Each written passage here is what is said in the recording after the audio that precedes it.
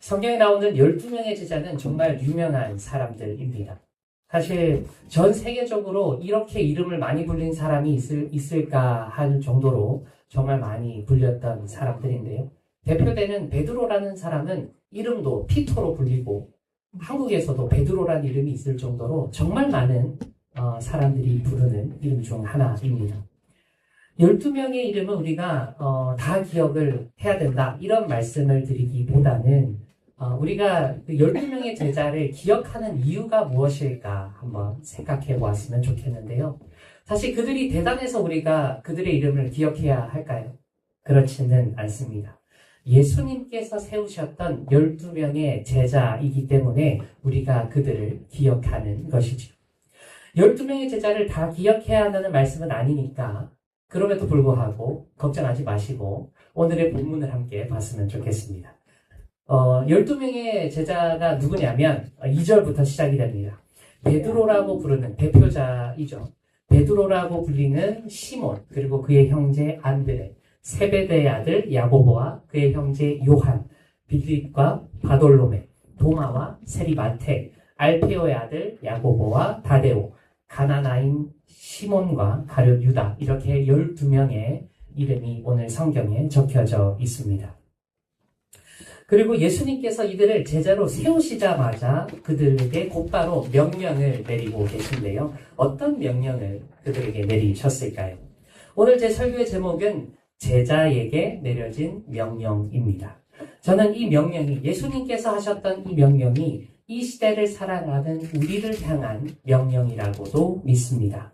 제자들과 그리고 우리에게 예수님께서 내리신 명령은 무엇일까요? 그 첫 번째는 잃어버린 양을 찾아가라 라는 명령입니다. 오늘의 본문 말씀 중 5절과 6절을 함께 읽어보도록 하겠습니다.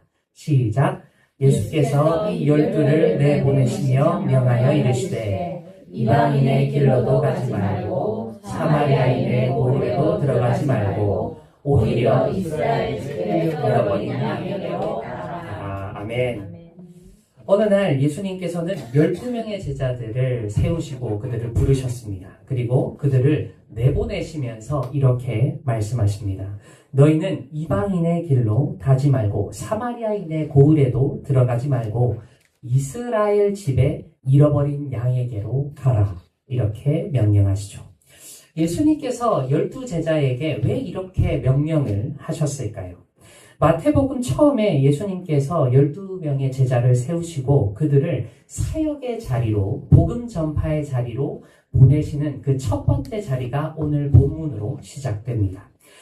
그리고 예수님께서는 굳이 제자들에게 너희가 가야 할 곳은 이곳이다 라고 말씀하시면서 이스라엘 집에 잃어버린 양이라고 지정해 주셨습니다. 왜 예수님께서는 잃어버린 양에게 가라고 지정을 해 주셨을까요? 먼저 그 이유를 우리가 알아보기를 원합니다. 본문에서 나오는 이스라엘 집에 잃어버린 양에서 잃어버린이라는 단어는 헬라 원어에서 한글의 성경과 조금 다른 뉘앙스의 뜻을 가지고 있습니다. 우리는 잃어버린 양이라는 단어를 보면 이스라엘이 잃어버린 양들이라고 생각하게 됩니다. 이 단어는 아폴리미라는 단어로 잃어버리다, 사라지다, 상실하다, 죽다라는 뜻인데요. 본문을 보면 이스라엘이 잃어버린 것처럼 말하고 있지만 원어 성경에서 이 단어를 보면 주어의 대상이 반대로 해석이 됩니다. 그래서 이스라엘 집을 잃어버린 양이라는 것이죠. 이스라엘이 잃어버린이 아니고 이스라엘 집을 잃어버린 양이라는 뜻이 됩니다. 저는 이를 이스라엘 백성 중에서 하나님의 집, 하나님의 성전을 잃어버린 자들, 하나님의 성전의 의미를 상실한 자들이라고 받아들이게 되었습니다. 예수께서는 제자들에게 하나님의 백성으로 살아가는 이들을 찾아가서 그들을 깨우치도록 말씀하신 것이죠. 당시 하나님의 집이자 거룩한 성전의 의미는 잃어버린 이스라엘 백성들은 너무나도 많이 있었습니다. 그래서 그들을 향해서 나아갈 12명의 제자를 뽑으셨던 것이죠. 그리고 그들에게 나가서 전파만 하라가 아니라 그들에게 권능도 함께 허락하셨습니다. 그런데 예수님께서는 왜 그들에게 권능까지 주시면서 그들을 찾아가라고 말씀하고 계실까요? 그 이유는 우리가 오늘 본문 이전의 내용을 통해서 우리가 알아볼 수 있습니다. 본문 10장 직전의 내용인 9장 35절에서 38절의 말씀을 보시면 이렇게 말씀하고 있습니다. 함께 읽어보겠습니다. 시작. 예수께서 모든 도시와 마을을 두루 다니사 그들의 회당에서 가르치시며 천국 복음을 전파하시며 모든 병과 모든 약한 것을 고치시니라. 무리를 보시고 불쌍히 여기시니 이는 그들이 목자 없는 양과 같이 고생하며 기진함이라. 이에 제자들에게 이르시되 추수할 것이 많되 일꾼이 적으니 그러므로 추수할 주인에게 청하여 추수할 일꾼들을 보내주소서 하라 하시니라. 아멘. 예수께서는 이스라엘 백성들에게 필요한 것이 무엇인지 정확하게 알고 계셨습니다. 그것이 무엇일까요? 그것은 하나님께 인도하는 사람, 바로 영적 리더자가 필요했다라는 것이죠. 예수 그리스도 자신이 할 수 있는 것은 육신의 한계가 있었습니다. 본인이 할 수 있는 공간은 한정적이었다라는 것이죠. 그리고 자신의 시간도 점차 지나가고 있었습니다. 자신은 곧 십자가에 달려 죽고 다시 살아나더라도 다시 올라가야 되는데 자기의 일을 맡아서 할 사람들이 필요했다라는 것입니다. 또 다른 리더, 영적 리더가 필요했다는 것이죠. 그래서 그들에게 하나님께 구하라라고 명령하시고 나의 사역을 보고 배웠던 이들과 함께 동력자 그리고 함께 할 사람 12명을 제자로 세우셨던 것입니다. 그리고 그들에게 명령하신 것이 바로 잃어버린 양에게 가라는 말씀이었죠. 예수 그리스도의 결정은 하나님의 백성을 향한 긍휼의 마음이었습니다. 그들을 불쌍히 여기는 마음이었다라는 것이죠. 이스라엘 백성들이 바로 잃어버린 양이었기 때문에 예수께서는 그들을 포기할 수가 없었습니다. 그들을 찾아갔어야 했습니다. 그리고 그들을 회복을 위한 방법으로 제자들을 세울 수밖에 없었습니다. 그리고 그들에게 그들을 찾아가라고 말씀하시죠. 이는 예수 그리스도께서 보여주신 하나님의 사랑이자 하나님의 은혜라고 믿습니다. 사실 당시 이스라엘 백성들은 시간의 지남에 따라서 하나님에 대한 믿음이 사그러져 가고 있었습니다. 그들의 신앙이 왜곡되어 가고 있었죠. 하나님 앞에서 온전한 백성으로 살아가는 것보다 다른 사람들의 눈에 더욱더 합당한 사람, 더 멋있는 사람, 대단한 사람, 믿음 좋은 사람으로 인정받기 위해 노력하는 삶으로 추락했습니다. 그들은 외식하는 자였다라는 것이죠. 그들의 실태를 보시고 예수님께서는 매일같이 성전을 찾아가셨습니다. 매일같이 아침 일찍 성전에 나아가 그들을 가르치셨습니다. 그리고 천국 말씀을 선포하셨습니다. 심지어 병도 낫게 해주시고 귀신도 쫓아내 주셨습니다. 그런데 예수님께서 하셨던 일들을 보고 이스라엘 백성들이 어떻게 생각했을까요? 예수께서 보여주셨던 기적들을 보고 이 일이 하나님께서 하신 일이 아니라 예수라는 사람이 한 일이라고 믿기 시작합니다. 예수께서 갖고 있는 초능력을 믿기 시작했다라는 것이죠. 예수 그리스도의 노력에도 불구하고 이스라엘 백성들은 하나님께로 돌아가는 것이 아니라 더욱더 멀리 떨어져 나가게 됩니다. 그들 중에 진정한 신앙을 지키고자 하는 이들도 물론 있었죠. 그런데 그들은 9장 35절에서 38절에서 말하듯이 그들은 기진맥진하고 고생하고 있었다라는 것입니다. 그래서 예수님께서는 제자들을 향해서 찾아가라고 말씀하십니다. 누구에게요? 잘못된 신앙을 가진 이들, 잘못된 마음을 가지고 있는 이들에게 찾아가라고 명령하셨습니다. 이는 하나님을 아예 모르는 사람들보다 더 긴급한 상황이었다라는 것이죠. 하나님을 모르는 사람들은 하나님의 은혜로 말미암아 새로 만날 수 있는 기회라도 있습니다. 하나님께서 만나주신다면 그들의 마음은 얼마든지 돌아갈 수 있는 기회가 존재하죠. 그러나 잘못된 신앙, 왜곡된 믿음을 갖고 있는 자들은 하나님의 은혜를 부정하기에 이릅니다. 그리고 하나님의 은혜를 거부하게 됩니다. 그래서 그들은 하나님의 은혜를 받기 전에 잘못된 가치관이 먼저 회복되어야 했습니다. 이는 잃어버린 양이었던 이스라엘 백성의 현 믿음 상태를 말하는 것이죠. 저는 오늘 말씀을 묵상하면서 우리의 모습도 이스라엘 백성들처럼 하나님의 집, 거룩한 성전의 의미를 잊어버린 채 살아가고 있지 않은지 되돌아보기를 원합니다. 그리고 우리 교회 안에 있는 동역자들에게도, 옆에 계신 분들에게도 우리가 예수 그리스도와 제자들처럼 찾아가기를 축복합니다. 이는 누군가만 하는 것이 아니라 모든 주의 백성들이 해야 하는 명령이라는 것이죠. 성경은 우리에게 예수 그리스도께서 제자들을 세우시고 명령하셨던 내용들을 이야기해주고 있습니다. 첫 번째는 잃어버린 양을 찾아가라 라는 명령이셨죠. 그렇다면 두 번째는 무엇일까요? 그것은 우리가 받은 것을 거저 주라라는 것입니다. 오늘의 말씀 중 7절과 8절을 함께 읽어보도록 하겠습니다. 7절과 8절입니다. 시작! 가면서 전파하여 말하되 천국이 가까이 왔다고 병든 자를 고치며 죽은 자를 살리며 나병한 자를 깨끗하게 하며 귀신을 쫓아내되 너희가 거저 받았으니 거저 주라. 아멘. 그렇습니다. 예수님께서는 12명의 제자들에게 잃어버린 양에게 찾아가라고 명령하시고 그들에게 권능을 허락하셨습니다. 그리고 이렇게 그들에게 선포하라고 말씀하십니다. 천국이 가까이 왔다라고 말이죠. 사실 이 본문은 마가복음에서도 나오는 본문입니다. 마가복음 6장 7절에서 13절까지의 말씀인데요. 여기서는 제자들이 다른 이야기를 합니다. 천국이 가까이 왔다라고 말하지 않고요. 마가복음에서는 회개하라고 말씀합니다. 그렇게 소리쳤다고 말합니다. 이 두 문장은 사실 예수께서 하셨던 말씀인데 마태복음의 저자는 천국이 가까이 왔다는 말씀에 집중하고 있고 마가복음의 저자는 회개할 것에 집중했기 때문에 이렇게 썼다라는 것이죠. 어느 저자가 맞다, 어느 저자가 틀렸다라는 뜻이 아닙니다. 예수께서 12제자를 보내시면서 그들에게 명령하셨던 말씀은 회개하라, 천국이 가까이 왔느니라 라는 말씀이었다라는 것이죠. 이는 예수님께서 마태복음 4장 17절에서 소리치셨던 말씀과 같습니다. 함께 읽어볼까요? 17절입니다.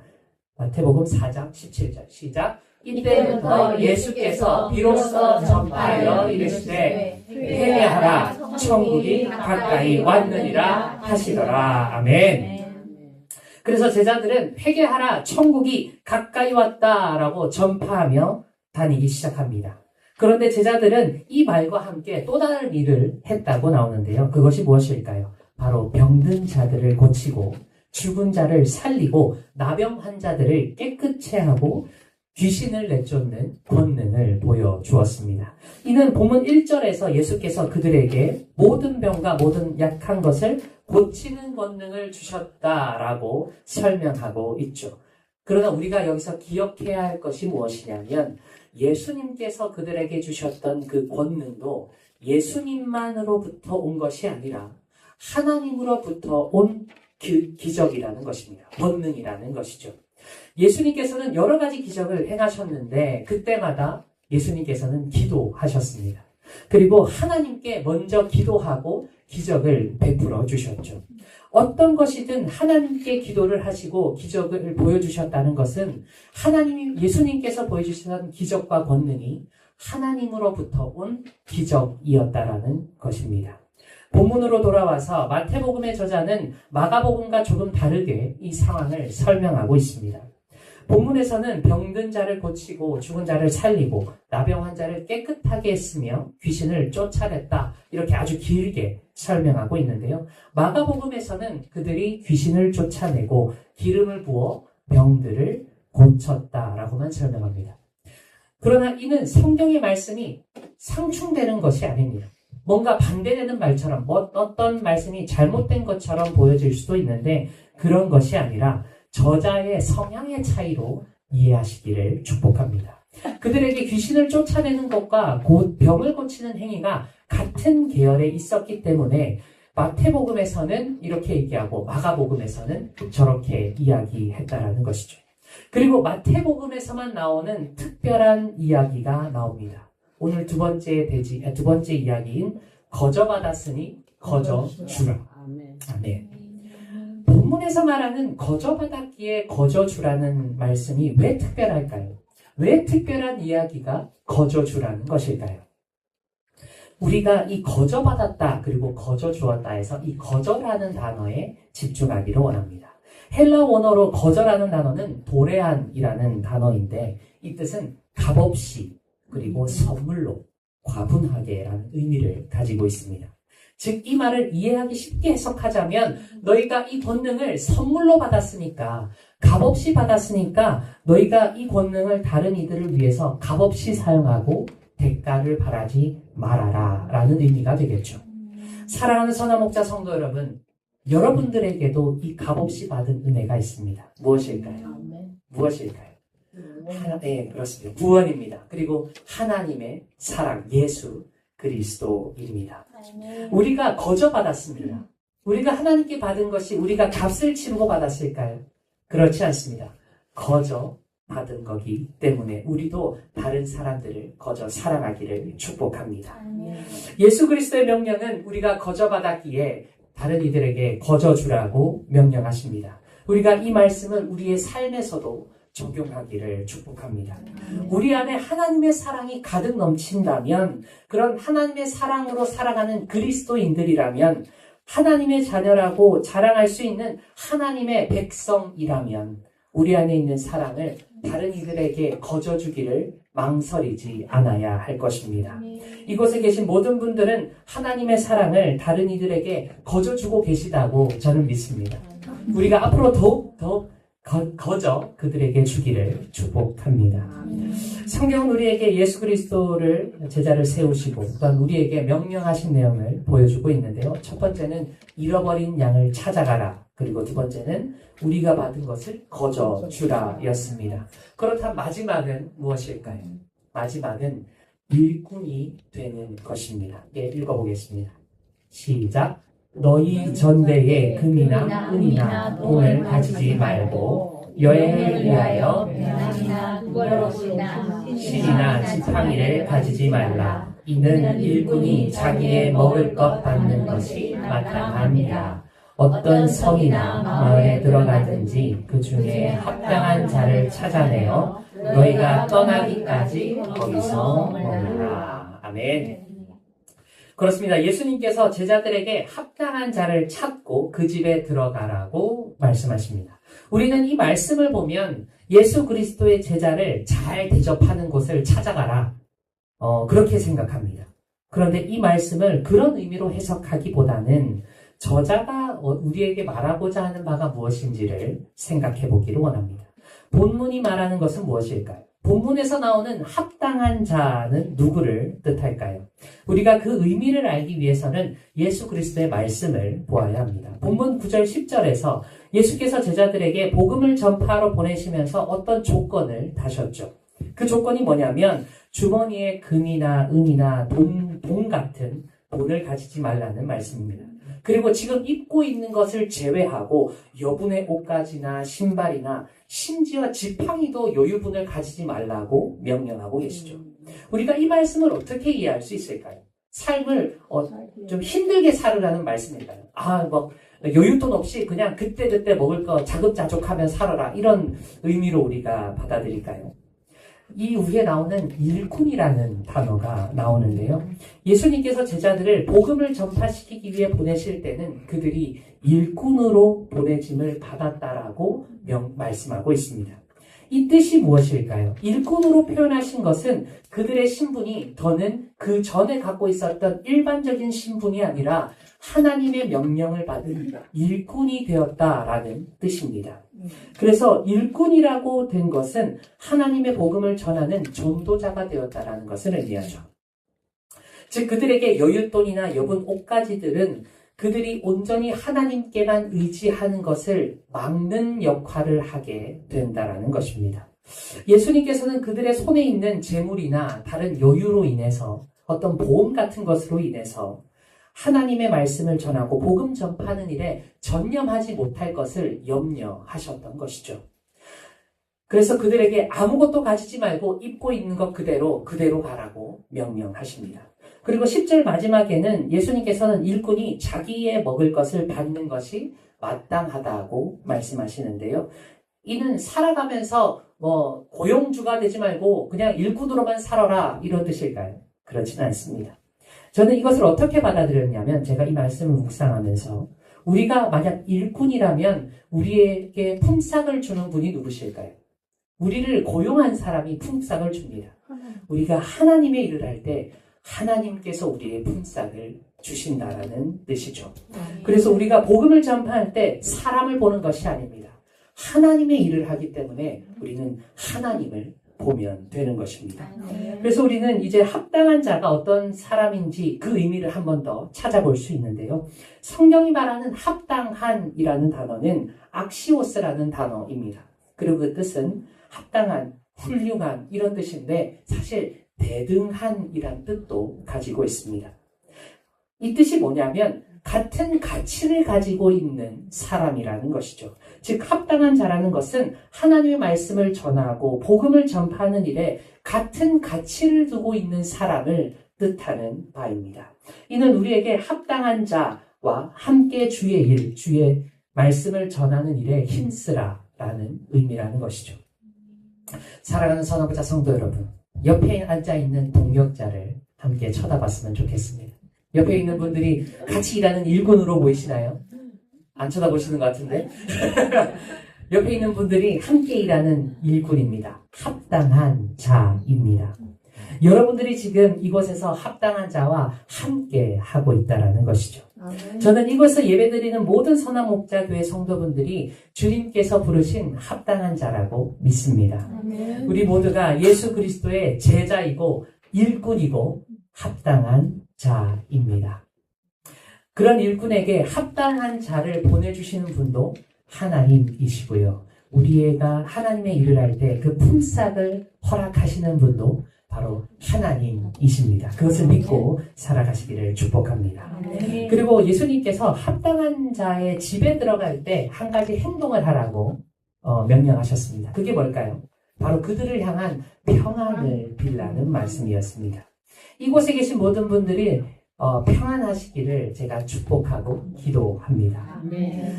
본문이 말하는 평안이 무슨 뜻인 줄 아세요? 평안이 의미하는 것은 사실 결합한 상태를 의미합니다. 우리가 다른 사람을 위해서 비는 그 평안하면 우리가 함께 한다라는 것이죠. 우리가 한 마음으로, 한 뜻으로, 한 공동체로 살아가는 것을 의미합니다. 그리고 우리가 한 마음을 가졌을 때 우리가 함께 예수 그리스도 안에서 한 몸이 된다라는 것입니다. 우리의 삶은 이제 예수 그리스도와 연합한 제자의 삶이 되었습니다. 우리가 바로 제자라는 것이죠. 예수 그리스도께서 제자에게 주신 명령은 아주 단순합니다. 그들을 찾아가는 것입니다. 그리고 그들에게 복음을 전파하는 것입니다. 그리고 그들을 낫게 하고 돕고 함께하는 것입니다. 우리가 그 명령에 순종하고 살아가기를 축복합니다. 마태복음의 저자가 마지막 성경 구절에서 지상 명령을 우리에게 알려주죠. 우리가 그것을 마지막으로 함께 읽으면서 우리가 오늘 말씀을 마무리했으면 좋겠습니다.